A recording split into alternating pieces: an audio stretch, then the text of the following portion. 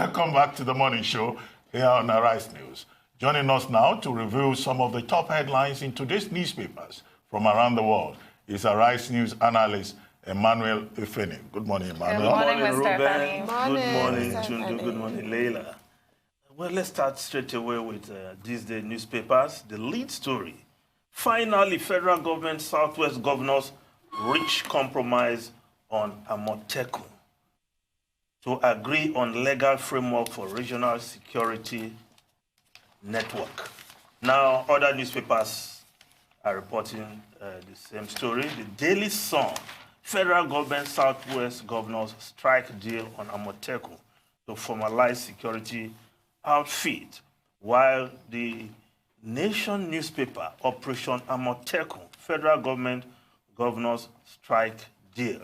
Security outfit to align with community policing, states to give legal backing. Attorneys General raise panel as speakers give support. Malami insists regional security plan illegal, while the Nigerian Tribune, federal government, Southwest governors agree on Amotekun, set to give it legal framework. Oshibaju, Malami, IGP, that's the Inspector General of Police, meet with governors. Southwest speakers resolve to begin legislation public hearing.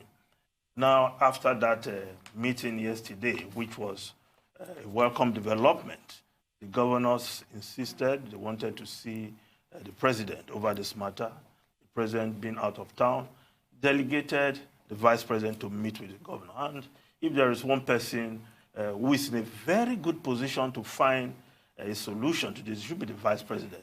Yeah. Professor of law. He's from the Southwest, represents the government at the highest level, the federal government. So I wasn't surprised that they were able to reach some kind of understanding on the way forward. And I must also say that the insistence of the governors to move forward with Amotekun, in spite of what the Attorney General of the Federation, some people call him Attorney General of the federal government, but he's the Attorney General of the Federation by nomenclature, in spite of what he was saying. And the fiery,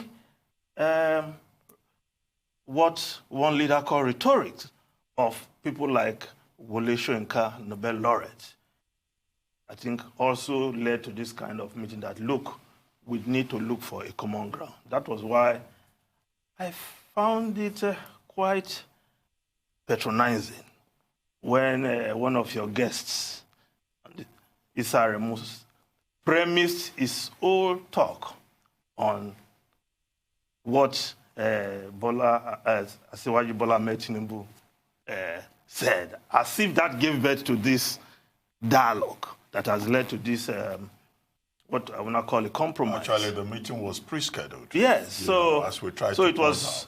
It was supposed to have been held on Tuesday, yes. And then it was moved to Thursday. I don't think there is any correlation. Yeah, so I found it very unduly patronizing to try to ascribe it to the statement by. But not surprising, I hope. Well, I was surprised about that. Yes. Well, I mean, we all seem to agree that the meeting that was held yesterday on Operation Amotekun was a good idea.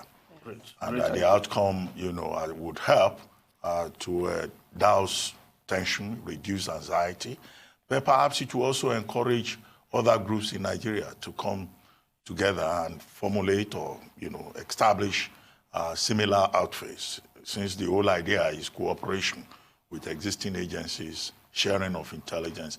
And I was telling Tundu and Leila that I read somewhere that in your state, yes, although it's not a regional thing, shortly after Operation Amotekun, the Delta State government announced Operation Omutekpokpo. And I was wondering, all these labels that are showing up. And I said, when you come on set, yes, we'll ask you, what's the meaning of Omutekpokpo? Let me just shed some light on that. Well, the Delta State government is indeed thinking about a security outfit. Yes. Because insecurity is real, not just in the Southwest, but elsewhere.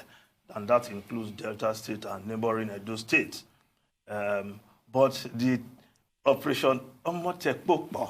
Oh, okay. I didn't pronounce it well. Yes, because, you know, when you talk of Amotekun, yes. Omotekpokpo, because Omote in Urobo language means lady.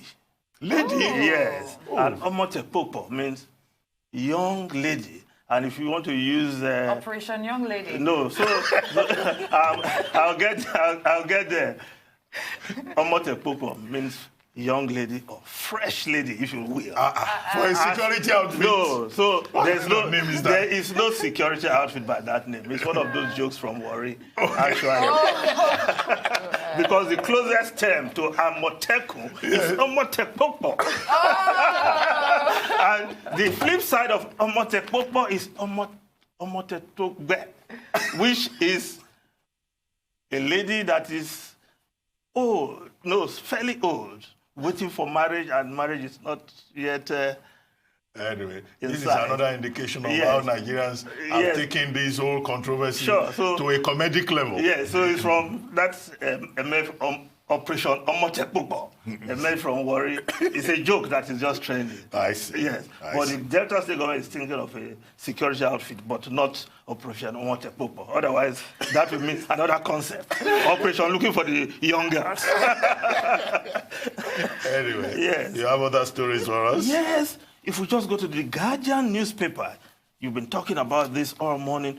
Furore as Transparency International indicts Buhari for worsening corruption. EFCC, Malami, PDP, others disagree on graft index. Nation behind South Africa, Ghana, Rwanda, Ethiopia. Yes, the corruption perception index of the Transparency International released yesterday. And of course, the government and government officials are not happy about this. Because despite the best effort, best, I put that in quote now, of the government, there seems to be no movement or even a slide. There seems to be a slide in that Transparency Perception Index table. But the government is insisting that it has done more than enough to at least give a different feel, a different perception. But this is perception. While the government is making effort, the EFCC has done has had more convictions in court in recent times, and the EFCC got the agency of the decade. This is the institution of the decade. Institution of the decade. So, if the EFCC is worried about the Transparency International rating, they should just look at that plaque from this day and smile. No, they should take constructive criticism. Yes, agreed. But, you know, this rating makes it look as if they are not doing anything. So the thing is, corruption is a multi-headed hydra. Yes. EFCC is doing their bit with that one head that they have to deal with, and other agencies should just be alive to their responsibilities so that all their collective efforts are reflected. Yes, but... And in any case, Efeni, before you move on, the headline from The Guardian, I think, you know, Transparency International did not indict President Buhari. No. So that headline is misleading. The rating is not the rating of persons or heads of state. It's a country rating. So, you know, you give the wrong impression when you say Transparency International has indicted President Buhari. And as I it's said not an earlier, indictment of President Buhari. It's not an indictment of EFCC. It's not an indictment of the Office of the Attorney General. Yes. It's just a rating. But their reaction... As I said earlier, President Buhari probably would not disagree with Transparency International. Yeah. He bemoans the corruption in Nigeria. Yeah. Absolutely, and Perhaps 2019 was the year of elections. Perhaps the editor of The Guardian read too much of the PDP press release, where they stated that it is embarrassing that the president, who is regarded as the champion of anti-corruption in Africa, his country is at the lowest ebb when it comes to... Well, the opposition should be a bit more constructive so if too, shouldn't they? If you read too much of that press if you release... agree with the fact that, you know, corruption, there are different forms of corruption. There's political corruption, there's financial corruption, there's even grand corruption, there's small corruption, So it certainly cannot be so about an individual. multifaceted. If there is corruption in political parties, I mean, it's not about Buhari. It's about the political party system in Nigeria. Yes. Okay, if we just move over to the foreign newspapers, the Times of London, growing fears over virus as tests begin in Britain. More than a dozen screenings, hundreds of cases worldwide, UK illnesses increasingly likely. Then the Daily Mail, is the killer virus here? Well, so it seems, because 7 suspected cases in the UK and universities are also on high alert, while the Financial Times, Chinese cities on lockdown as coronavirus sparks global alarm. Millions face travel ban, curbs. Hospitals overwhelmed. Lunar New Year exacerbate efforts. Well, I think the latest development with regard to this, yes, you know, every country is concerned and countries are taking precautions, including Nigeria, yes, where, you know, travel advisories have been offered and all kinds of statements have been issued for people to be cautious. But the WHO met on Wednesday, then they delayed their decision as to whether to declare, you know, the virus a global pandemic or not for 24 hours. And yesterday, the spokesperson of the World Health Organization pointed out that, look, it's not so serious a matter that the WHO would declare a global health emergency. And they commended in particular the Chinese authorities for the steps they've taken to contain it. I mean, the whole of Wuhan, about 11 million population, you know, the whole town has been shut down, even at the time of the Chinese Lunar Festival. 2 or 3 other cities, you know, have also been shut down. And then, of course, about 20 million persons have been quarantined by the Chinese authorities. So on the basis of that, the World Health Organization is saying, look, we don't think a pandemic is afoot. And that, I think, will reduce pressure, you know, and panic and anxiety across the world.